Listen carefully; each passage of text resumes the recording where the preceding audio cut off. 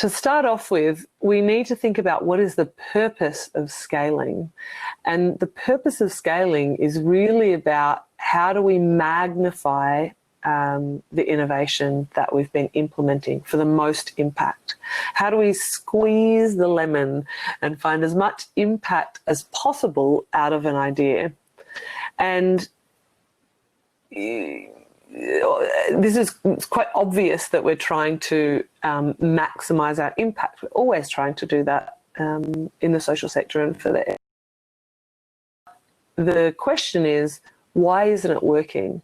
Why are we having such a hard time implementing that vision and going to scale?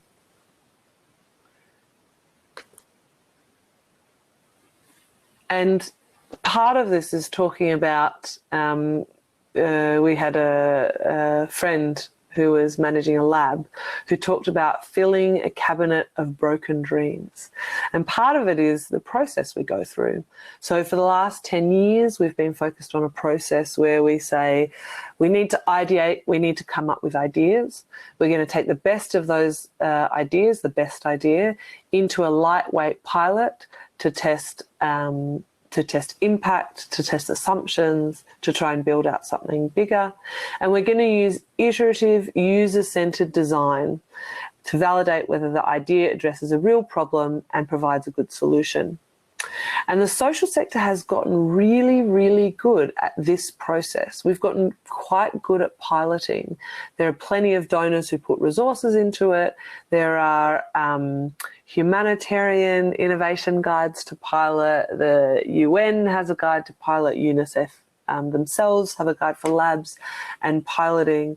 But the problem is we're still not seeing our beautiful baby bunnies growing up. What we have instead is this pilotitis where our pilots die, or as I was talking about previously, worse than that, they become kind of monster bunnies that do harm to communities before they become defunded. And so we need to understand, why is it that we can deliver impact at a pilot stage and want to move further, but we can't seem to deliver impact consistently. And of course, if you can't scale, then you can't get impact. So what are we doing here? What's going wrong? And the real thinking behind this is that rather than moving from this kind of ideation to a lightweight pilot and on, we need to be starting with a complete and sustainable solution. We need to know that when we have a pilot, we can see that it's actually going to work. It doesn't need to stay the completely sustainable solution we begin with. We need to see that it's going to work in the kinds of contexts that we work in. So for a long time, it was something of a mystery as to why this wasn't working. It was pretty clear a number of years ago that we were getting good at pilots, and so those baby bunnies were coming out at an ever faster rate. And as a result of the changes that went on in program and project management in the late 90s with log frames and other forms of formal output and outcome-based management, we were pretty good at replicating and optimizing things that worked. What wasn't clear is what kind of a miracle needed to happen in the middle to get from one to the other. And when we started looking at it, what we realized is that this is a systems problem. The process of scale is actually one where you have to add in a whole bunch of complexity to the ideas that you've started in the pilot, figure out all the pieces that are necessary for it to work, and then eventually take and distill that final solution into something that can be replicated and optimized. That process, that set of techniques to work through this sort of mountain of complexity, this journey up and down the mountain of complexity, requires a different type of thinking. And that's really all about systems thinking, which is why we're so excited about it. Let's go to the next slide. Pardon me. So if you start looking at the steps that you need to go through to scale, what you realize is the pilot is really only the very first part of that process. So with a pilot, you have probably a limited number of actors, a limited number of things that you're working with. When you then go to scale up, you need to add in all of those additional pieces that are necessary. So if you were in the last session, you saw Jenny had a diagram about a cook stove with all the different pieces that were necessary for a cook stove to actually function in an environment: sales, support, production, et cetera, et cetera, et cetera. Now, if we're really going to scale in a humanitarian or an aid or development context, we're also going to need to deploy this solution in multiple locations. So we have to customize that solution. And then finally, we have to find a way to actually create a system that will sustain it, to the point of finding ways to generate revenue, finding ways to continue management. And so this journey to scale actually has many different parts and is quite long. So if you go to the next slide, what we see is the journey to scale typically dwarfs the pilot. And it requires a lot more work over a lot longer period of time, which means that mastering these techniques of systems thinking and being able to look at the system challenges within scale is really a critical skill for making innovations matter. Let's go to the next slide. So, systems thinking will help you guide the way to a successful scaling effort. And as with all systems thinking things, it's not like a turnkey thing that will automatically get you to the answer, but it is a very powerful tool for helping you address the issues and the challenges along the way. So now here's our cook stove back again. And the thing to stress about systems, and this is something that we brought up in the first session, is that systems are very sensitive to having all of their parts. So if you imagine a cook stove, if you don't have production capabilities, well, you're not going to have any cook stoves. But likewise, if you don't have the right fuel supplies, you're not going to have a working cook stove. Or if you don't have community acceptance, you're not going to have adoption of the cook stove. So systems, instead of basically being something where you can pick and choose, you have to have all the parts.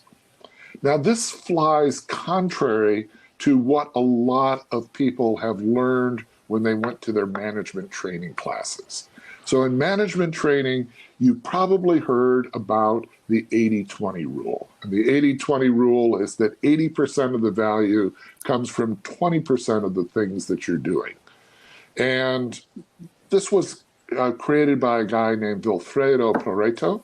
So it's the Pareto Rule.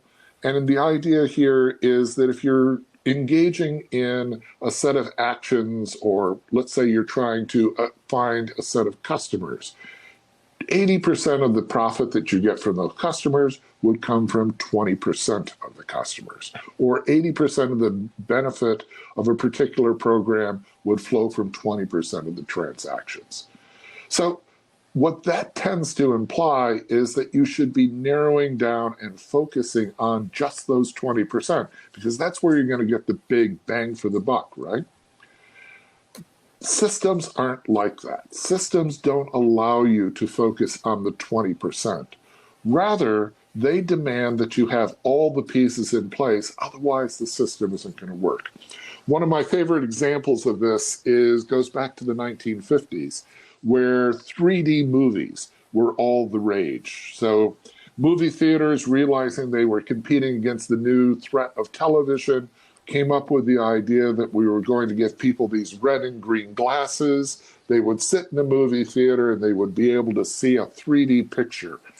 And they invested heavily in this. They wrote scripts that would utilize the 3D technology.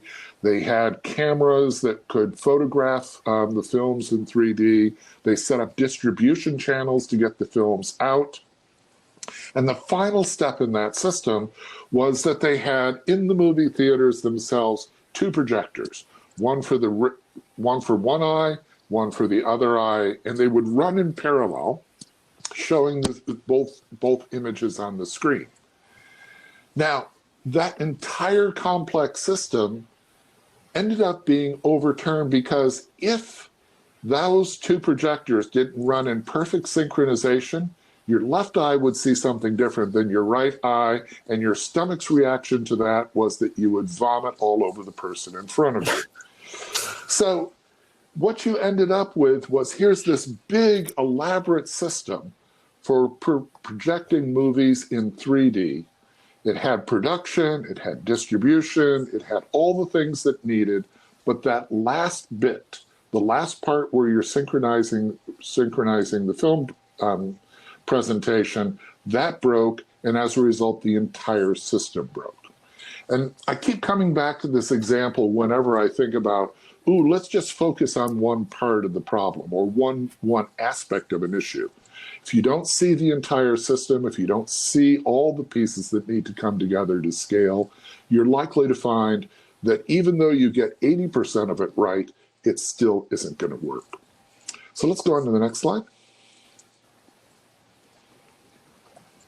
So the challenge here is that when pilots are done, they are intentionally incomplete.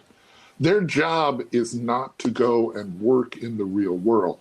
The job of a pilot is to test out an idea and see whether or not it will work.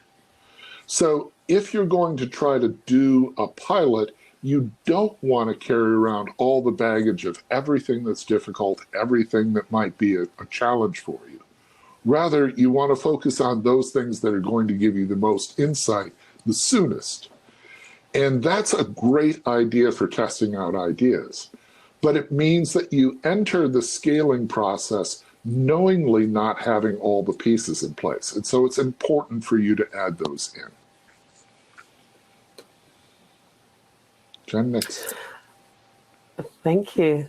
And so let me talk about a few issues of why things don't scale and what we need to do about them. The first one takes on from what Dan was just talking about, that pilots have a lot of hidden shortfalls. You'll find often in pilots that you've got a superstar team, that you've got someone leading a project who's not going to stay for the 3 years it takes to move this into a complete solution, but they're going to be there for the first 6 or 12 months to do a really good job. Maybe you've got technical expertise in a global office. Maybe you've just got an excellent private sector partner who can help you with all kinds of analytics or something like that. But that's not possible resource-wise long-term. You might have greater resources. You might have specific funding that's super flexible, that gives you a bit more, that gives you a kind of cherry on top, where you're able to try things and test things and have things that you won't have when you scale. And you should have that. It's really good. You might be trying it in a location that is particularly supportive of your plans and of scale, but that long term, you're not going to be able, you're going to have to move places, you're going to have to move locations. And so there's plenty of things that are also left out of pilots, and they tend to be the hard things. So things like government adoption, technology maintenance, these kind of whispered things in the hallways. How are we going to get the government to adopt this DRR innovation? And they are left for the scaling section. And so for that reason, it's important that you can, even if you're not trying everything at once, which you shouldn't be, but that you can see that all of those parts can exist, and that your innovation can work in the real world as a scaled initiative. The other part that we've talked about a little bit is that everyone gets a pony. So each participant in your system needs a reward, and your participants need the capabilities to implement what they should be doing. They need the motivations, and it might not be the same reward for different participants. It might be multiple different kind of rewards and incentives for certain participants. And sometimes those rewards are actually conflicting between parties because, of course, everyone's connected and systems evolve as we go. So it's important to be able to say, if the government's not going to be on board for my big DRR innovation, then is it even possible? Is it even going to happen? Is there any point? Or is that the thing we want to test right up front? Is that what we need to start with? So with multiple actors, you need multiple different rewards, and you need to work out what those incentives are to support people to participate in your solution. The success of your innovation consistently means that you need to understand what actors want, and you need to be able to provide them with those incentives. Another challenge we have in the social sector is when the user is not the buyer, and this is another big difference between commercial markets, where you can often test directly with a user because the user will buy what you're selling, although there's obviously complexities in commercial markets as well. And here it's really clearly understanding the relationships between those different parties. So what are the kind of rewards and incentives for donors to come out with the kind of outcomes that you want from your innovation? And sometimes they're not there. What kind of mission do the different actors have? And again, what kind of power flows, financial flows, and activity flows are there? And if a donor really just wants reporting metrics, then you're supporting them with the kind of reporting metrics that they want while doing something incredibly innovative and interesting. So just being aware of multiple actors and the end user. Maybe sometimes it's not your donor, maybe sometimes it's not your innovator, maybe sometimes it's not your affected person, depending on what you're trying to do. Replicating and adapting. So this is really about choice. We know when we first test an innovation, we test it in one location and we build it for that location, even if we're thinking about building it globally. If you're building it in a context, it is built for that context. When you go to move context, and that could be countries, or that could be regions, or that could be within the same country, you need to make a decision as to whether you are customizing it fully when you're moving from Kenya to Somalia, and what are the negative impacts of that. So, for example, you might be able to create higher impact for beneficiaries, but may cost so much that your innovation is going to die. On the other hand, if you don't customize, you may be able to create impact and move quickly, and you may, but a smaller amount of impact. It might be a lot cheaper or at a reduced cost. And maybe that can provide more impact long term, or maybe not. Or maybe it will fail because it just doesn't work in the new context. And so this isn't a choice of one or the other. There's certainly a grey space in between. But using systems maps to work out what is the right kind of customization level for your innovation and the impact you want is a really good way to make those decisions rather than making them blind.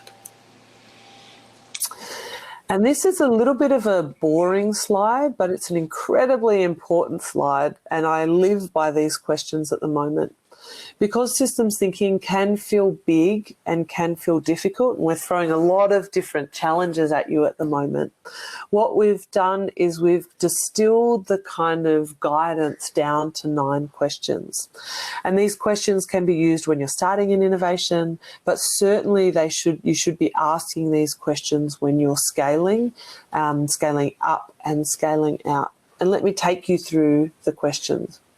The first question is around the problem. Is it an important problem? Do you have a clear goal?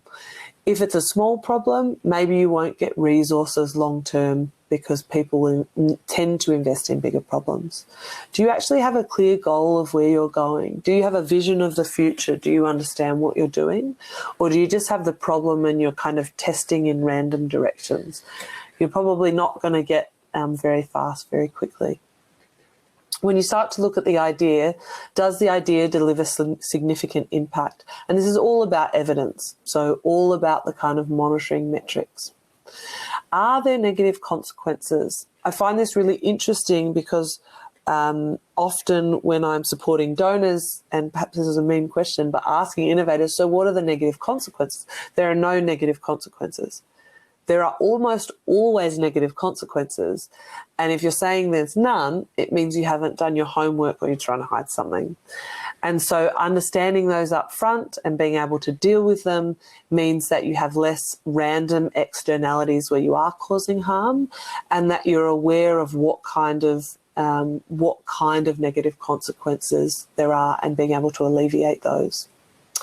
Question number 4, are there better alternatives to solve the problem? I think this is a question we don't ask ourselves a lot, and it has to do with that kind of rushing to a solution and wanting to do something, getting really excited. But there are a bunch of cook stoves. There are a bunch of DRR innovation programs with government. There are a bunch of water filters, and there are a whole lot of other innovations that already exist, and we should be scaling up the ones that work, because there's been a lot of resources and time and testing put into those already. If you can come up with something better, fantastic, do it. We need to be doing new innovation, but we also need to be adopting what already exists. And sometimes that's hard to find, but it's important to ask. It's also important to ask, when you are doing something new or when you're adopting something, is there a way I can stretch this and make it better? And that's kind of, another improvement on top of what already exists. The third set of questions is about design. Is the idea feasible and complete now? If it's not, if you're not going to be able to work out the maintenance of the educational technology in Somalia, then do you want to invest the resources into this, knowing that educational technology often fails because of maintenance?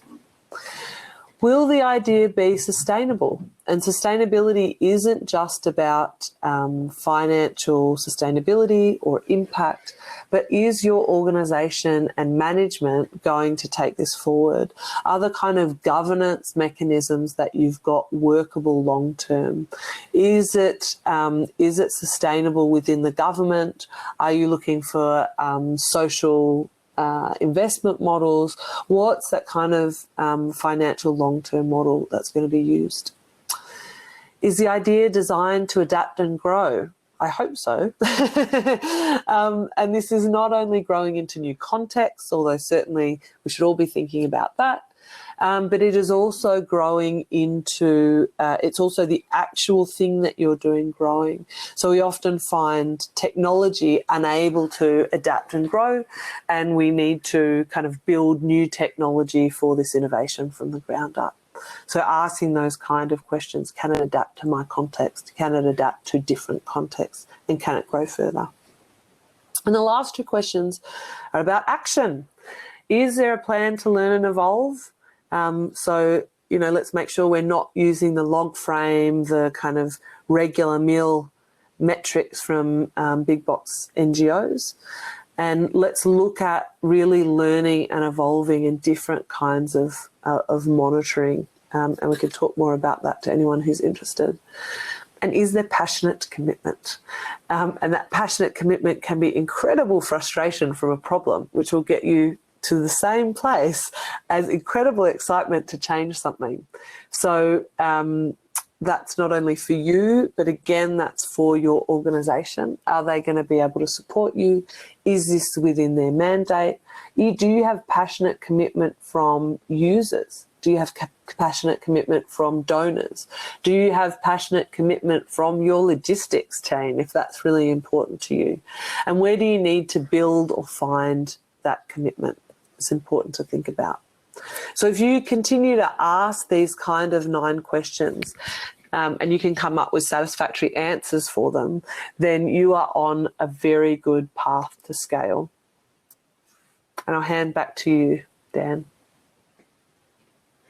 One of the things that you can use the 9 questions for is to really highlight not what you know or what you've already got in hand, but rather to understand where you've got particular risks or particular uncertainties.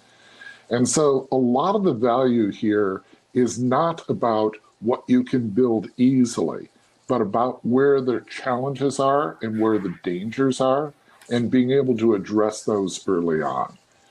The first parts of a project often are much more about how do I understand what my uncertainties are, what my dangers are, and addressing those, rather than building out major portions of the program. Because really, you want to get those addressed early.